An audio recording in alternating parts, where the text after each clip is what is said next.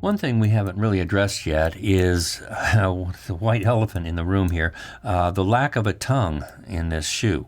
So now would be a good opportunity to build that tongue, but it would also be a good opportunity to explore some mesh operations. So we can build this tongue pretty simply using mesh ops. And if you've never used any of Modo's procedural tools, they're pretty cool. They've got a pretty broad range of tool sets in there that lets you model things procedurally. So if you've never used mesh operations before, don't know what they are, it's simply a means of embedding the tools that you use to build the model into the model itself.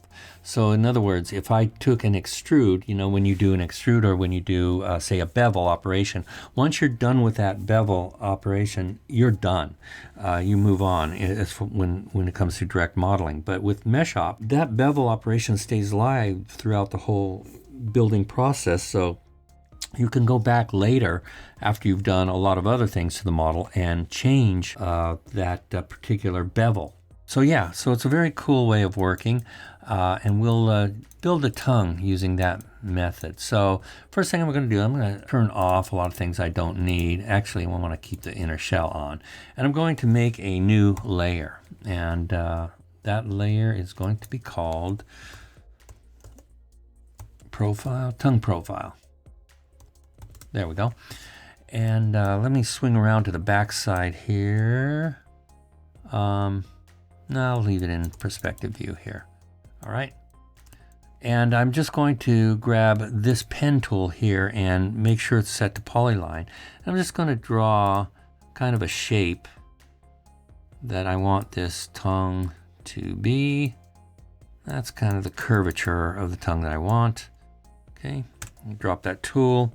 I'll go to the top view here and just make sure that's kind of where I want it. Somewhere around there, I guess. All right, next thing I want to do is add a curve. So I'm going to add a new layer, call that curve.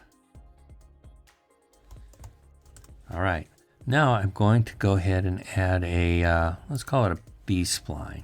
And this is going to be the path by which we're going to extrude that profile that we just created. All right.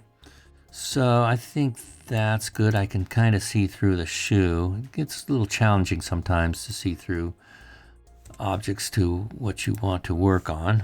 Let's go to the perspective view and see if that's not even centered. Let's top view, just use the W key to move that. I'm just going to move that right about to the center there. Okay, so that is the sweep. All right, so now I'm going to jump back over to the tongue profile, and I'm going to drop this shelf down, and it's going to expose all these other little tools and panels. And on the right hand side, these green little icons here, we have different panels, and the one we want is this one, second to the left, which is the procedural operations or mesh op panels. And this is where you'll see all the mesh operations at. So with that, I'm going to add a mesh op. As you can see, it's highlighted over here, so it puts it in this panel. I'm going to add a mesh op, click on that, and I'm just going to type sweep. And we're going to use curve sweep. And that's the easiest way to find all those operations within that within this panel of operations here. As you can see, there's so many. So by just typing it in there, it'll filter through and find which one you want. All right, so let us go ahead and add a few parameters here. Now with the curve sweep highlighted, I'm going to bring this up a little bit so we can see all these operations. We need to tell it what path we want this thing to be swept along. And I'll just drop that down, and path is the curve. And as you can see, first thing it does is sweeps it along that curve, but it's all kind of cattywampus. It's sideways. It's not the way we want it. So that's an alignment issue. So I go down to alignment, and I'm going to uncheck that. All right. So there we go. It generated a polygon or group of polygons along that path.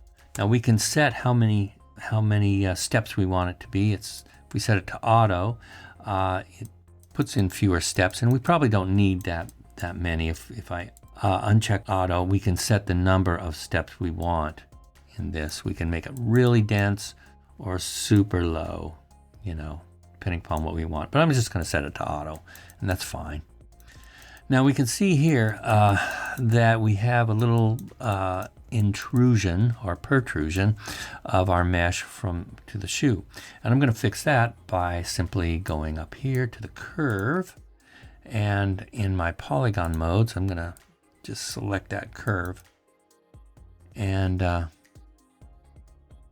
click on it to reactivate those control vertices again. And I'm just going to drop this guy down. You can kind of see it. Like I said, it is a little challenging sometimes to see through objects that you want to.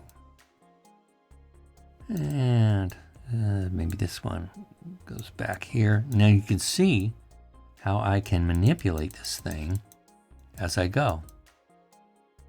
Now if we look, we see another intrusion here, but we can fix that in a minute. We'll go down the line here.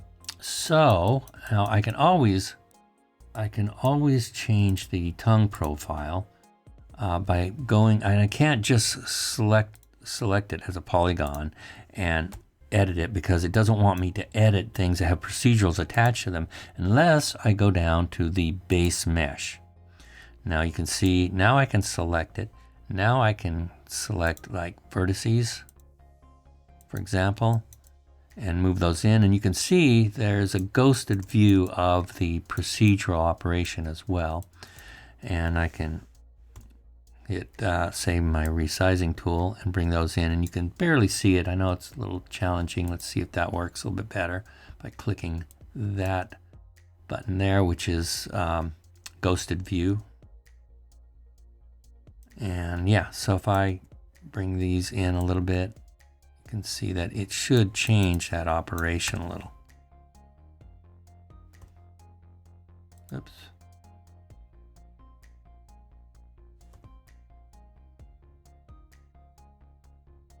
It always wants to go back to this ghosted view, but you can actually see it is changing.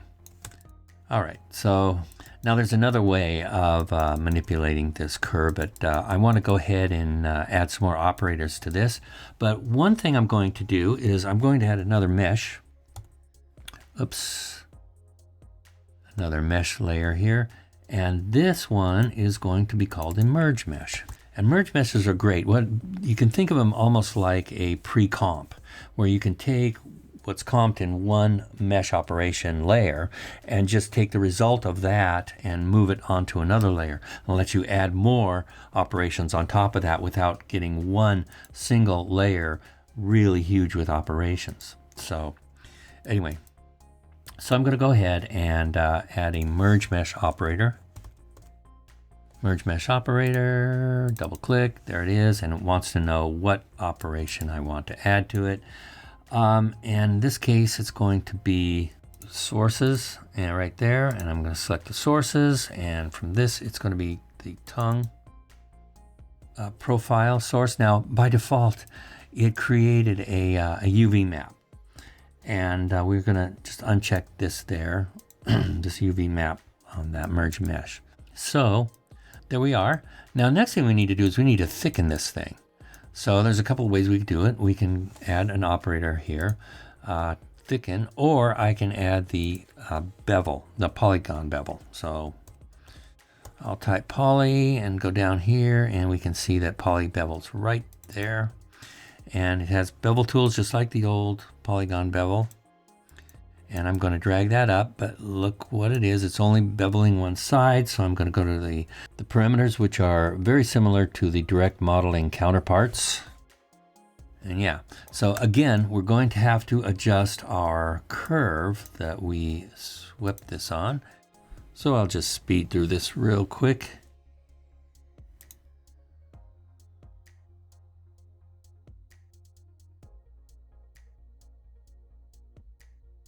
Okay, so next thing I want to add to the merge mesh, and by the way, I can turn off this tongue profile because So everything that was in that tongue profile layer is now in the merge mesh layer, or at least the result of what we did on that layer. So, so we're working with the merge mesh, and I'm going to add one more operator, and that's going to be a polygon type. Set polygon type. And what that does is allows me to change that to a Catmull Clark. And there we are. One nice feature here of the of the sweep operator is the ability to scale the model along the length of that sweep. Now I can actually go here and open this up in an editor, in a graph editor, or I can just go ahead and call up this guy and make sure that my graph editor is set here. And if I go to scale gradient, which will be at the kind of near the bottom of the list here. Now the graph represents the scale of the model over the distance of the extrusion. So the scale is on the left-hand side, and its scale is relative to its current size. And the lower parameters are the distance in percentages. So 100% is the full length of that sweep. So by middle mouse clicking on that little panel there near the bottom, you can add a control vertice or a keyframe. So I'm going to add one at 20% and 100%, and I'm going to take the 0% and scale that down, drop that down. You can notice that the model is getting thinner near the beginning of that sweep. And at 20% of the sweep, I've got another keyframe there, and I can manipulate the scale of the model at that point as well. So I'm going to move this around using the Option and Shift key, just like you would in the viewport. You can zoom in. All right. And then again, I might want to go back and go ahead and edit this curve again. Okay. Yeah, I think that's pretty good. And we'll call this done for now.